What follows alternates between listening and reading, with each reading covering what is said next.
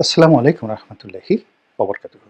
সম্মানিত দর্শক, সাবেক প্রধানমন্ত্রী শেখ হাসিনার আরও একটি অডিও ফাঁস হয়েছে এবং অতীতে যে কয়টি তার যে বক্তব্য, সকল বক্তব্যের চাইতে এবারের যে অডিওটি, এটি মনস্তাত্ত্বিক বিশ্লেষণে বর্তমান বাংলাদেশের রাজনৈতিক যে পরিবেশ পরিস্থিতি সেটি আন্দাজ করা এবং আগামীতে আওয়ামী লীগের নেতৃত্ব, রাজনীতি এবং সেই রাজনীতিতে শেখ হাসিনার গুরুত্ব কতটুকু, এই বিষয়গুলো আন্দাজ করার যদি কেউ চেষ্টা করেন, খুব সহজেই এই অডিও ক্লিপ থেকে বুঝতে পারবেন। প্রথমত, এই কয়বার যত ভিডিও কিংবা ভিডিও তো ফাঁস হয়নি, অডিও ফাঁস হয়েছে অথবা ফাঁস করা হয়েছে।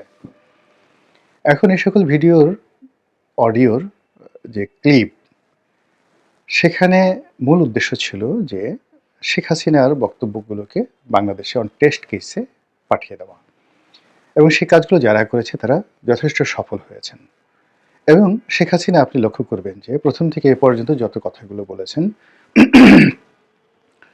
তো তার কোনো কথার মধ্যেই ধারাবাহিকতা ছিল না। কখনো তিনি বিষণ্ণ ছিলেন, কখনো তিনি কেঁদেছেন, কখনো তিনি হুমকি দিয়েছেন, কখনো তিনি আবার তার সেই যে সাবেক ভাষা, সেই ভাষায় কথাবার্তা বলেছেন, তর্ক করার চেষ্টা করেছেন।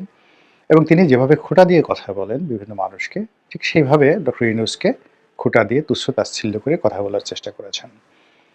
আপনারা যদি মনে করেন যে এটি শেখ হাসিনা নেহায়েত একটি ব্যক্তিগত পাগলামো, তার দুর্বলতা, অথবা তিনি সম্বিত হারা হয়ে পড়েছেন, আমার কাছে মনে হচ্ছে আপনি ভুল করেছেন। এর কারণ হলো তিনি প্রায় 15টি বছর বাংলাদেশ চালিয়েছেন অত্যন্ত শক্ত হাতে, এবং যেদিন পর্যন্ত তিনি ক্ষমতায় ছিলেন, একেবারে শেষক্ষণ পর্যন্ত তার দলের কোটি কোটি নেতাকর্মীদের মধ্যে একমাত্র তিনি ছিলেন ভাবলেশহীন, দৃঢ় এবং ভয়হীন। তার সঙ্গে যারা ছিলেন, সেনা কর্মকর্তা, সিভিল সার্ভিসের কর্মকর্তা থেকে শুরু করে আরও অনেকেই, তারা ভয়ে কম্পমান ছিলেন। রাজনৈতিক যে সকল নেতৃবৃন্দ সেখানে ছিলেন, তাদের হাঁটু কাঁপছিল, কিন্তু তিনি একেবারে শেষক্ষণ পর্যন্ত অত্যন্ত দৃঢ়তার সঙ্গে দাঁড়িয়েছিলেন, সবাইকে সান্ত্বনা দিয়েছেন, এবং তার মধ্যে ভয়, অনুশোচনা, আতঙ্ক কোনো রকম তার বডি ল্যাঙ্গুয়েজে ফুটে ওঠেনি। আপনারা যদি তার চলে যাওয়ার সে দৃশ্য দেখে থাকেন, এবং আপনার যদি যে মৌখিক এক্সপ্রেশন বা ফেসিয়াল এক্সপ্রেশন সম্পর্কে ধারণা থাকে, তো ওই সময় লক্ষ্য করবেন যে তাকে জড়িয়ে ধরে বা তাকে স্পর্শ করে একজন সরকারি কর্তা, মহিলা কর্তা, তিনি অঝরে কাঁদছিলেন। কিন্তু এই ঘটনায় শেখ হাসিনা একটু বিচলিত না হয়ে তাকে সান্ত্বনাও দেননি, বরং খুব দৃঢ়তার সঙ্গে তিনি তাকে বোঝানোর চেষ্টা করেছেন যে তিনি যাচ্ছেন, আবার তিনি ফিরে আসবেন। এরকম তার অভিব্যক্তি আপনি ফেসিয়াল এক্সপ্রেশনে খুঁজে পাবেন। তো সেই শেখ হাসিনা ভারতে গিয়ে ইচ্ছে করেই তিনি একটার পর একটা অডিও রেকর্ড তিনি ফাঁস করেছেন, তৈরি করেছেন এবং ফাঁস করেছেন, এবং সেটি নিয়ে আমরা সারা বাংলাদেশের মানুষ নাচানাচি করেছি এবং এখনো করে চলেছে, এবং এটাই তার রাজনীতির প্রধান সফলতা। তিনি এমনটি চেয়েছিলেন, এবং তার সেই বক্তব্যের কারণে আমরা যে রেসপন্ড করছি, এর দ্বারা তিনি খুব স্পষ্ট করে বুঝে নিয়েছেন যে বাংলাদেশে তার গুরুত্ব রয়েছে, তার ভয় এখন অনেকটা কম্পমান, তাকে ভালোবাসেন অনেকেই, এবং তাকে কাছে নেওয়ার জন্য অনেকেই আগ্রহী, এবং তাকে কোনো অবস্থাতেই রাজনীতি থেকে মাইনাস করার কোনো সুযোগ নেই। এর কারণ হলো, যখন তিনি কেঁদেছেন, তখন তিনি মানুষের প্রতিক্রিয়া দেখেছেন যে তার সেই কান্নাকে কারা গ্রহণ করলো এবং কারা এই কান্নাকে নিয়ে তুচ্ছ তাচ্ছিল্য করলো, গালাগালি করলো, হোয়াট এভার মেবি। যখনই তার কোনো একটা বক্তব্য মানুষের দৃষ্টিতে আসছে এবং মানুষ সেটা নিয়ে রেসপন্স করছে, ইট মিনস তার একটা সোশ্যাল ভ্যালু রয়েছে।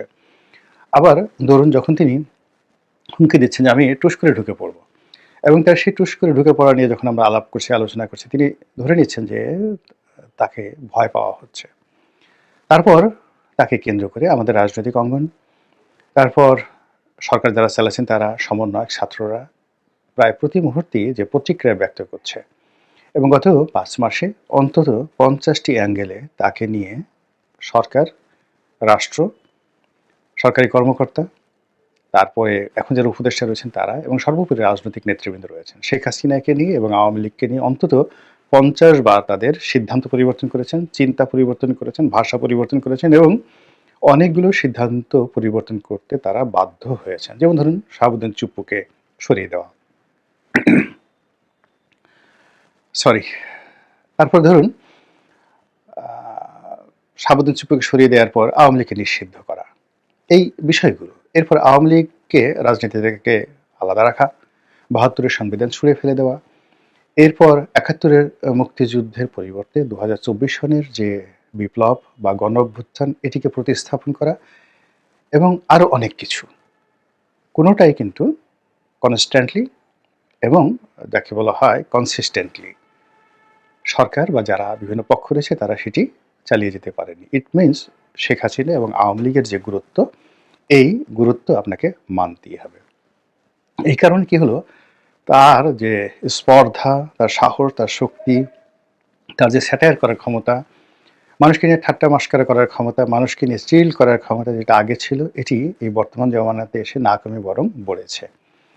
এখন তার যে বয়স, একেবারে পরিণত বয়স, যে বয়সে মানুষ সাধারণত জিকির করে আল্লাহু আল্লাহু, বিপদে পড়লে তাহাজ্জুদ নামাজ পড়ে। অনেক লোক এই সময়টাতে আওয়ামী লীগের যারা কখনো নামাজ কালাম করতেন না, আল্লাহকে বিশ্বাস করতেন না, তারা এই বিপদের মধ্যে পড়ে তারা তাহাজ্জুদ নামাজ পড়া শুরু করেছেন। তো শেখ হাসিনা অনেক আগেই তাহাজ্জুদ নামাজ পড়তেন, কিন্তু এই সময়টিতে তিনি একবারও নিজামুদ্দিন আউলিয়ার মাজারে যাননি, কিংবা গরিবে নেওয়াজ খাজা মঈনুদ্দিন চিশতি রহমতুল্লাহ আলাইহির মাজারে যাননি। এরকম কোনো দৃশ্য আমরা দেখিনি। বরং তিনি তার আপন জায়গাতে থেকে প্রায় প্রতি মুহূর্তে চাণক্যের মতো একটার পর একটা প্রোগ্রাম দিয়ে যাচ্ছেন। তিনি মানুষকে ব্যস্ত রাখছেন, পুরো বাংলাদেশে তার বিরুদ্ধের লোককে ব্যস্ত রাখছেন, তার পক্ষের লোকদেরকেও ব্যস্ত রাখছেন। অনেকের মনে আশা তৈরি করে ফেলেছেন, আর অনেকের মনে হতাশা তৈরি করে ফেলেছেন। অনেককে সাহসী করে তুলেছেন এবং অনেককে ভীত সন্ত্রস্ত করে তুলে ফেলেছেন। এবং এটাই তার যে শক্তিমত্তা, যে রাজনৈতিক কর্মকুশলতা, এখানে তিনি সফল। এখন অতি সম্প্রতি তিনি একটি হিন্দি গান, খুব বিখ্যাত হিন্দি গান, তু সিজ বড়ি এক মাস্ত মাস্ত, তো এই যে বিখ্যাত একটি গান, খুবই জনপ্রিয় সেই গানটি। তো সেই গানটির কিছু শব্দ তিনি উচ্চারণ করে তিনি বললেন যে আমি চিল্ড অবস্থায় আছি, এবং গানটি পেছনে বাজছিল। এবং এটি নিয়ে এখন সারা বাংলাদেশে তোলপাড়। তাকে টিটকারি করে, ঠাট্টা করে, মশকরা করে অনেকে এই গানটি গাওয়ার চেষ্টা করছেন, অনেক ইউটিউবে কন্টেন্ট তৈরি করছেন। কিন্তু বাস্তবতা হলো যে এইরকম একটা বিরূপ পরিস্থিতিতে যখন তার বোনের মেয়ে টিউলিপ সিদ্দিকী তার মন্ত্রিত্ব চলে গেল, যেখানে তার আপন কন্যা পুতুল, তার সেই যে পদ পদবি নিয়ে টানাটানি চলছে, এবং বিভিন্ন অ্যাঙ্গেল থেকে বলা হচ্ছে যে তাকে যে কোনো মুহূর্তে বিশ্ব স্বাস্থ্য সংস্থা থেকে বাদ দেওয়া হতে পারে। তার একমাত্র সন্তান সজীব ওয়াজেদ জয় আমেরিকাতে, তিনি এখন FBI নজরদারিতে আছেন বলে আমরা প্রচার করছি, এবং আমরা আরও প্রচার করছি যে শেখ হাসিনা গৃহবন্দী রয়েছেন এবং তার সঙ্গে তার পরিবারের কেউ দেখা সাক্ষাৎ করতে পারছেন না। এটা আমাদের প্রচারণা। কিন্তু এই প্রচারণার বিপরীতে যখন তিনি হিন্দি গান বাজিয়ে তার কোনো কর্মীদের সঙ্গে কথা বলেন এবং নিজে যে খুব ভালো অবস্থায় রয়েছেন সেটি তাদেরকে প্রমাণ করার জন্য তিনি যখন এই গান আপন কণ্ঠে উচ্চারণ করেন, এবং সেটি শুনে যখন তার নেতাকর্মীরা এই প্রান্ত থেকে জয় বাংলা বলে স্লোগান দিয়ে ওঠে, এটা একটা অস্বাভাবিক, এটি একটি অস্থির প্রতিযোগিতা, একটি একটি যাকে বলা হয় আওয়ামী লীগের জন্য, তারপরে আওয়ামী লীগ বিরোধীদের জন্য একটি গুরুত্বপূর্ণ মেসেজ। এবং সেই মেসেজ হলো তিনি এখনো পর্যন্ত হতাশ হয়ননি। তার মতো জায়গায় অন্য কেউ থাকলে গড়াগড়ি করে কান্নাকাটি করতেন, অনেকে অসুস্থ হাসপাতালে ভর্তি হতেন। তিনি বাংলাদেশ থেকে চলে গেছেন, সেটা যেভাবেই হোক তিনি চলে গেছেন। তিনি ক্ষমতা হারিয়েছেন, তার যে বিষয়গুলো গর্বের বিষয় ছিল, বস্তু ছিল, সেই বিষয়গুলো তছনছ হয়ে গেছে।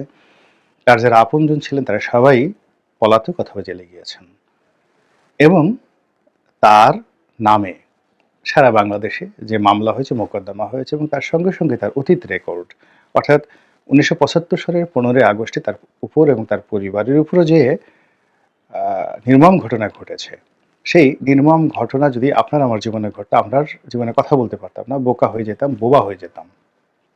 তো শেখ হাসিনা এত কিছুর পরও যে উজ্জীবিত হচ্ছেন, এখনও তিনি নির্দেশনা দিতে যাচ্ছেন, আবার তিনি স্বপ্ন দেখছেন এদেশ তিনি আবার আসবেন, আবার শাসন করবেন, আবার তিনি আমাদের সবাইকে প্যাদানি দিবেন।